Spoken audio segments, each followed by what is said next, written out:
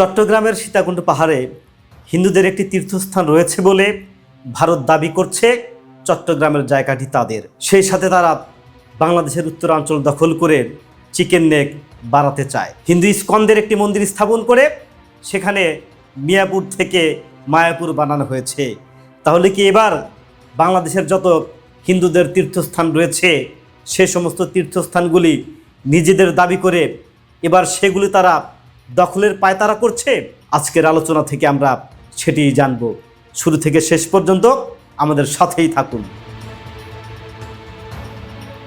পুরো ঘটনা আমরা বিশ্লেষণের আগে আপনাদেরকে একটা বিষয় জানিয়ে দিতে চাই। পৃথিবীতে দখলদার শক্তিগুলো, সাম্রাজ্যবাদ শক্তিগুলো প্রতিনিয়ত মানুষের মগজের ভেতরে ধর্মীয় অনুভূতি জাগিয়ে মানুষের জায়গা দখল করেছে। ঠিক একইভাবে ভারতীয় উপমহাদেশেও যুগের পর যুগ এটি চলছে।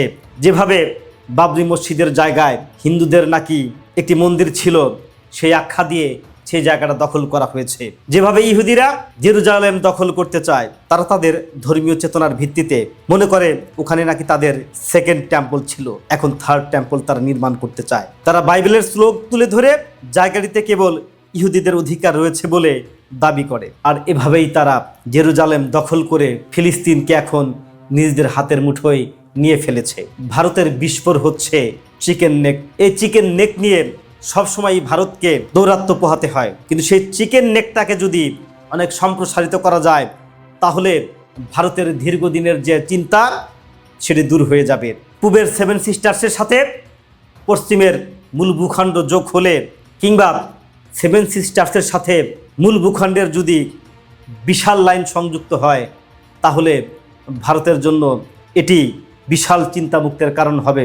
আর তাই এরা নানাভাবে নানা সময়ে ধর্মীয় চেতনাকে কাজে লাগিয়ে হিন্দুদের ভিতরে ধর্মীয় বিদ্বেষ ঢুকিয়ে মুসলমানদের জায়গা দখলের চেষ্টা করছে। তারা বাংলাদেশ বা পাকিস্তানের যে অঞ্চলগুলো দখল করতে চায় সে অঞ্চলগুলোকে কেন্দ্র করে তার কল্পিত ধর্মীয় ইতিহাস তৈরি করে যেন মুসলিম এলাকাকে তীর্থস্থান নাম দিয়ে তার দখলের ধর্মীয় বৈধতা প্রদান করা যায়, এ চিন্তায় এখন তারা আছে। যেমনটা হচ্ছে ভারত পার্টিশনের পর মুসলিম অধিকৃত অঞ্চল জুনাগড় দখল করেছিল ভারত। তাদের দাবি জুনাগড় অঞ্চলটিতে পূর্বে সোমনাথ মন্দির ছিল, আর জুনাগড় দখল করার পরই ভারত সেখানে সোমনাথ মন্দিরটি পুনর্নির্মাণ করে। ঠিক সেভাবেই এখন ভারত পাকিস্তানের আজাদ কাশ্মীর দখল করতে চায়। তাদের মন্তব্য সেখানে নাকি হিন্দুদের অন্যতম একটি প্রধান মন্দির রয়েছে সারদা পীঠ নামে। মুসলমানদের হাত থেকে সারদা পীঠ উদ্ধার করতে হবে, আর এটাই আজাদ কাশ্মীর দখলে হিন্দুদের প্রধান প্রেরণা। জনগণ তো আছেই, এই প্রেরণা মাথায় ঢুকিয়ে সৈন্যদেরকেও উজ্জীবিত করা হয়। আর এটি করতে পারলে শুধু দেশের উপকার হবে তা নয়, তাদের জন্য পরকালেও রয়েছে স্বর্গীয় নানা ব্যবস্থা। ঠিক সেভাবেই চট্টগ্রাম দখলের জাস্টিফিকেশন তৈরি করা হচ্ছে সীতাকুণ্ড মন্দিরকে কেন্দ্র করে। সীতাকুণ্ড হিন্দুদের একটি তীর্থস্থান, এই যুক্তি তুলে ধরে সেখানে মুসলমান পর্যটকদের মারধর করা হচ্ছে। পাহাড় থেকে মুসলমান ব্যবসায়ীদের দোকান উচ্ছেদ করা হচ্ছে।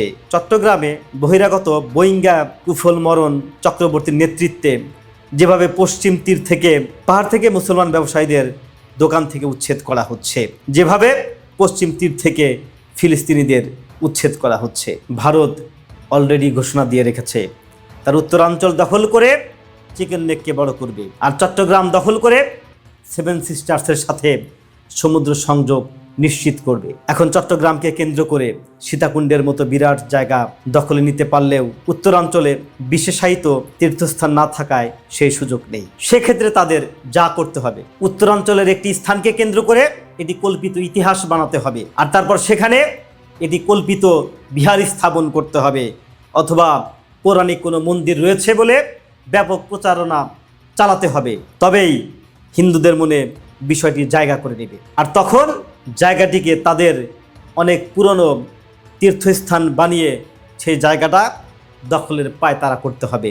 ভারত যে কাজটি দীর্ঘদিন ধরে করে যাচ্ছে, এই সমস্ত অঞ্চলে তারা এটি করার পরিকল্পনা গ্রহণ করেছে। যেটি আমি আপনাদের একটু আগেই বলছিলাম যে পশ্চিমবঙ্গের মিয়াপুর, সেখানে ইস্কনের মন্দির স্থাপন করে মিয়াপুরকে এখন করা হয়েছে মায়াপুর, আজ থেকে প্রায় 100 বছর আগে। নদিয়ার তদানীন্তন ডেপুটি ম্যাজিস্ট্রেট কেদারনাথ দত্ত নিজস্ব প্রভাব খাটিয়ে এবং সরকারি নথিপত্রে বদল ঘটিয়ে মুসলমান অধ্যুষিত মিয়াপুরকে মায়াপুরে বদলে ফেলে। সাথে জায়গাটি গোরা চৈতন্যের জন্মস্থান বলে মিথ্যা কল্পিত প্রচার চালানো হয়। এক পর্যায়ে ইসকন সেখানে তাদের প্রধান কেন্দ্র তৈরি করে। আশেপাশের মুসলমানদের ভয় ভীতি দেখিয়ে তাদের জমি কেড়ে নিয়ে পাশের তিউরখালী গ্রামে ঠেলে দেয় ভূমি মাফিয়া এই ইসকন। ঠিক তারই পুনরাবৃত্তি ঘটেছে গাইবান্ধার পলাশবাড়িতে। যেই রামের স্লোগান দিয়ে সারা ভারতে মুসলমানদেরকে পেটানো হচ্ছে, মারা হচ্ছে, আর সেই রামেরই সবচেয়ে বড় মূর্তি স্থাপন করা হবে এই গাইবান্ধাতে। উদ্বোধন হবে আগামী 2রা জুলাই। এরপর একদিন হঠাৎ করেই এটি বানানো ইতিহাস প্রচার করা হবে। বলা হবে এই গাইবান্ধার মাটিতেই ছিল রামের সবচেয়ে বড় তীর্থস্থান। হিন্দু ধর্ম অনুযায়ী এর এই তাৎপর্য রয়েছে। একে পুঁজি করে জুনাগড়ের মতো ভারত তা দখল করে নিবে। চিকেন নেক বড় করে চিকেন ব্রেস্টে পরিণত করা হবে। এভাবেই যদি চলতে থাকে তাহলে মুসলমানদের উপায় কি? তারা তো কারো কোনো বাড়িঘর দখল করতে যাচ্ছে না, তারা নিজের জায়গা থেকে উচ্ছেদ হচ্ছে। ধর্মীয় কোনো উস্কানি নয়। পৃথিবীতে আমরা সবাই মানুষ, প্রত্যেকেরই সমানভাবে বেঁচে থাকার অধিকার রয়েছে। ভারতে একটি সেকুলার রাষ্ট্র, কিন্তু বর্তমানে যারা ক্ষমতায় এসেছে সেই হিন্দুত্ববাদী বিজেপি ভারতে তাণ্ডব তো চালাচ্ছেই, সেই সাথে তারা তাদের প্রতিবেশী দেশের বিভিন্ন জায়গা দখল করে নিতে চাচ্ছে। ভারতের ভেতর বিভিন্ন জায়গায় তারা মুসলমানদেরকে উচ্ছেদ করছে, মসজিদ ধ্বংস করা হচ্ছে, দোকানপাট লুণ্ঠন করা হচ্ছে। ভারতের পশ্চিমবঙ্গে গরু কুরবানি তো দূরে থাক, যে কোনো পশু জবাই করার মধ্যে নিষেধাজ্ঞা দিয়ে দিয়েছে তারা। ইতিহাস বলে যখন কেউ বেশি বাড়ে তখন তার এটি ধ্বংস হওয়ার লক্ষণ।